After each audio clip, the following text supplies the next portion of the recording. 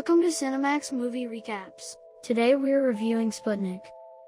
1983, up in the orbit of 4 spaceship, cosmonauts Konstantin Veshnikov, Pyotr Fyodorov, and Kirill Avrachenko, Alexei Demidov, are preparing to return to Earth.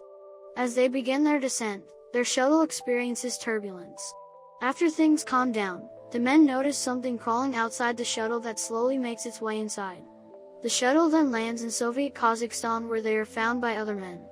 Avrachenko is dead, with the back of his head blown out, while Konstantin is found alive but with his eyes completely blackened. At a research institute in Moscow, Dr. Tatyana Yuryevna, Oksana Kenshina, is put on trial after her method in controlling a 17-year-old boy's seizures was to hold him underwater for over a minute to cut off the oxygen supply. Although she saved him, other doctors and the boy's mother think she went too far, but she knows she took a necessary risk.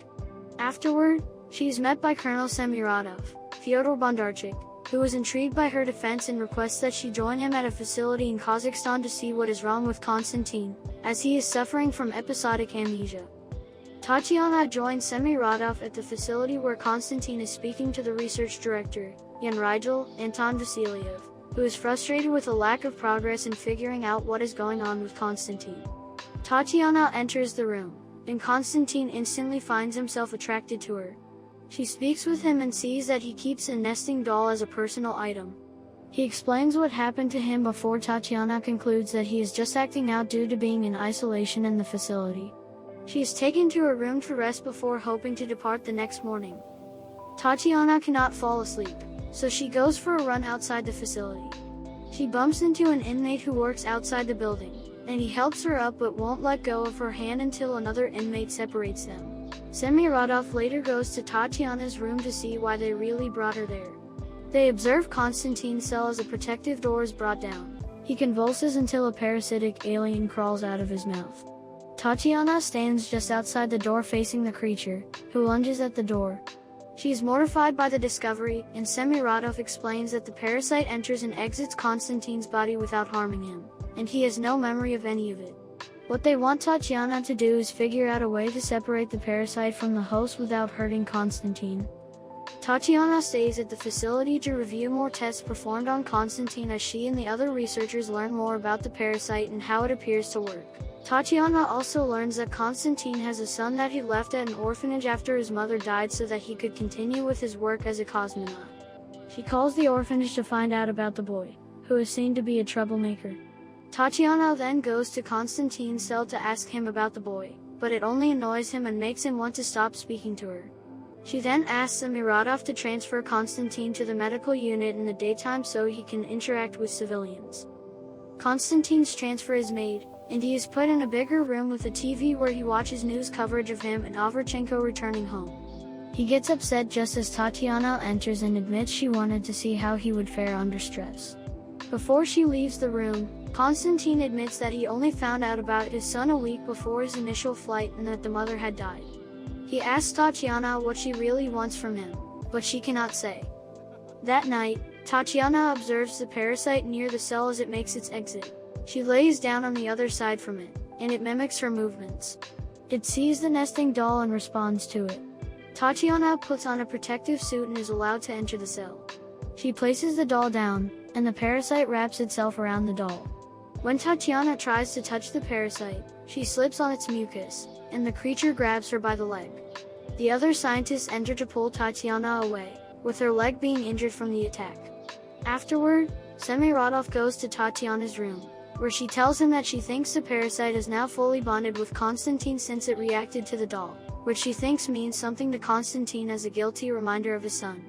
She suggests that Konstantin be moved to Moscow for proper research, but Semiradov admits that he has not even informed the higher-ups of Konstantin's condition and that he lies to them about his condition to continue keeping him there. Tatyana goes to Rigel for help in getting Konstantin out of the facility and over to Moscow so he can get the help he needs. That night, they quietly observe Semiradov's men using the parasite for their own means. They witness the higher-ups bringing in an inmate into a cell where they wait for the parasite to exit Konstantin's body and then tear the head off the inmate. Tatyana is almost discovered until the soldier that nearly finds her gets distracted. Before they continue with their plan, Rigel tries to tell Tatiana that they are on the verge of a big discovery with how the alien acts, but she argues that it will only be used to kill innocent people if left in Semiradov's hands. Tatiana spends more time with Konstantin as she plans to break him out. He admits to her that he does remember everything that the parasite experiences, but knows that if Semiradov knew, he would never let Konstantin go. He shows Tatiana that they have kept Avrchenko's body to continue observing him. She learns that he was suffering from Addison's disease, and that's most likely why the parasite could not bond with him. Konstantin doesn't want to end up like him, but he is also afraid to leave. When Tatiana talks to Semiradov again, he reaffirms that their goal is to find a way to control the parasite. During another test in which Semiradov tries to have the parasite kill an inmate, Tatiana chooses to go in and sing Million Roses, which is a song that Konstantin is fond of. The parasite responds to it by remaining calm, indicating that it indeed does possess some of Konstantin's memories. Rigel is impressed at the creature's development, but the moment is ruined when it spots the inmate that it was supposed to feed on, and it proceeds to do just that. Semiradov then approaches a horrified Tatiana and learns that Konstantin still cannot fully control the parasite, so Semiradov will keep her there until that goal is achieved. Later that evening, Tatiana and Rigel commence their breakout of Konstantin. Although he is reluctant to go with them at first, Tatiana convinces him and he leaves with her. Semiradov finds out and orders his team to go after them. He finds Rigel calling for help and executes him. As they are cornered by gunmen, Konstantin finally achieves control of the parasite and uses it to kill the soldiers. Tatiana and Konstantin get away, but Semiradov shoots the parasite, which Konstantin can feel. As the day comes, Semiradov catches up to Tatiana and Konstantin with his men. He attempts to subdue Tatiana, but Konstantin controls the parasite to kill the soldiers and then tear off half of Semiradov's head. Moments later, the parasite finally dies. Konstantin is okay, but as authorities are preparing to arrive, he has one final moment with Tatiana before he shoots himself dead to avoid any further containment. Tatiana is left devastated by the ordeal. The film concludes with Tatiana going to the orphanage to adopt Konstantin's son. Subscribe for more videos like this, turn on notifications and leave a like to help our channel out. Thanks for watching and see you next time.